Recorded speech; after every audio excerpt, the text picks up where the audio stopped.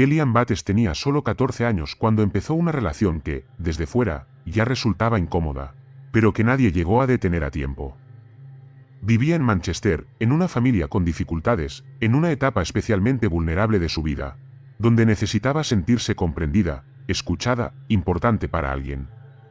Y fue justo en ese momento cuando apareció James Smith. Él tenía 48 años. Sabía cómo hablar, cómo comportarse, cómo proyectar una imagen de calma y seguridad. No era alguien impulsivo ni torpe. Era paciente, observador. Y sobre todo, sabía exactamente qué tipo de persona tenía delante. El acercamiento fue progresivo. No hubo señales evidentes al principio. Todo empezó con atención, con conversaciones, con ese tipo de interés que para una adolescente puede parecer especial. Poco a poco, Kelly fue confiando en él, alejándose sin darse cuenta de su entorno más cercano. Smith no necesitó imponer el aislamiento de golpe. Lo fue construyendo. Comentarios sutiles sobre sus amigos. Dudas sobre su familia. La idea de que él era la única persona que realmente la entendía. Ese tipo de manipulación, lenta pero constante, fue cerrando el círculo. Cuando Kelly empezó a pasar tiempo en su casa, la dinámica cambió completamente. Lo que antes era cercanía se transformó en control. Al principio, las señales eran difíciles de detectar desde fuera. Pero dentro, todo se estaba torciendo. Smith comenzó a marcar normas, a imponer límites, a decidir qué podía hacer y qué no. Kelly, cada vez más aislada, tenía menos margen para reaccionar. Y entonces llegaron los primeros episodios de violencia. No fueron extremos desde el inicio. Eso es lo que hace este caso aún más perturbador. Fue una escalada. Un proceso en el que cada límite que se rompía abría la puerta al siguiente. Los golpes empezaron a aparecer. Luego las amenazas. Después el castigo físico como forma de control. Kelly quedó atrapada en una dinámica donde cada intento de resistirse tenía consecuencias peores. Con el paso de los días, la situación se volvió completamente insostenible. Smith ya no buscaba solo controlarla. Buscaba someterla por completo. La privaba de comida, la mantenía en condiciones degradantes, la ataba. El entorno se convirtió en una prisión. Una en la que nadie podía ver lo que estaba ocurriendo. Y lo más inquietante es que todo esto no fue caótico. Fue metódico. Las agresiones seguían un patrón. No eran aleatorias. Había una intención detrás, una progresión clara. Los especialistas que analizaron el caso después señalaron que el nivel de violencia no solo aumentaba, sino que lo hacía de forma deliberada, como si estuviera probando constantemente hasta dónde podía llegar. Kelly, mientras tanto, estaba completamente sola.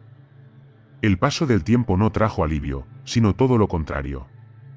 Cada día era peor que el anterior. Su cuerpo empezó a reflejar el nivel de sufrimiento al que estaba siendo sometida, acumulando heridas, marcas, señales evidentes de un abuso prolongado. Pero nadie estaba allí para verlo. Ese es uno de los puntos más duros del caso, la invisibilidad. Cómo algo tan extremo pudo desarrollarse sin que nadie interviniera a tiempo. En algún momento, la situación cruzó un punto sin retorno. La violencia había alcanzado un nivel del que ya no era posible recuperarse. Aún así, todo apunta a que Kelly siguió intentando resistir, mantenerse con vida, aguantar. Hasta que en abril de 1996, su cuerpo no pudo más. Cuando los servicios de emergencia llegaron a la vivienda, la escena no dejaba lugar a dudas. No era un crimen reciente ni impulsivo. Era el resultado de un proceso largo, acumulativo, extremadamente violento. Los investigadores se encontraron con una evidencia clara: aquello había llevado tiempo. Durante la autopsia, los forenses documentaron un número muy elevado de lesiones, muchas de ellas de diferentes momentos, lo que confirmaba que el abuso no había sido puntual, sino sostenido. Era un patrón continuo de violencia. El impacto entre los profesionales fue enorme. No era fácil encontrar casos con ese nivel de crueldad prolongada. Incluso dentro de los crímenes más graves, este destacaba por la duración y la intensidad del sufrimiento. El juicio no hizo más que reforzar esa sensación. James Smith intentó presentar lo ocurrido como una pérdida de control, un episodio aislado que se le fue de las manos. Pero esa versión no resistía el análisis. Las pruebas hablaban de planificación, de repetición, de una conducta sostenida en el tiempo.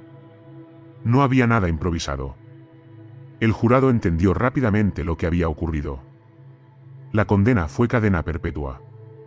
El juez fue especialmente claro al describir el caso como uno de los más brutales y perturbadores que había pasado por su sala. No solo por el resultado final, sino por todo el proceso que llevó hasta él. Pero incluso con la condena, el caso dejó una sensación difícil de cerrar. Porque obliga a hacerse una pregunta incómoda: ¿en qué momento se podría haber evitado? La relación era conocida. La diferencia de edad era evidente. Había señales, aunque no todas fueran visibles. Y aún así, el desenlace no se detuvo. El caso de Kellyanne Bates se convirtió en un recordatorio brutal de lo que puede ocurrir cuando alguien con intención de dominar encuentra a una persona vulnerable, y tiene el tiempo suficiente para hacerlo. Porque el verdadero horror aquí no fue solo el final. Fue todo lo que ocurrió antes. Día tras día. En silencio. Sin que nadie pudiera, o supiera, detenerlo.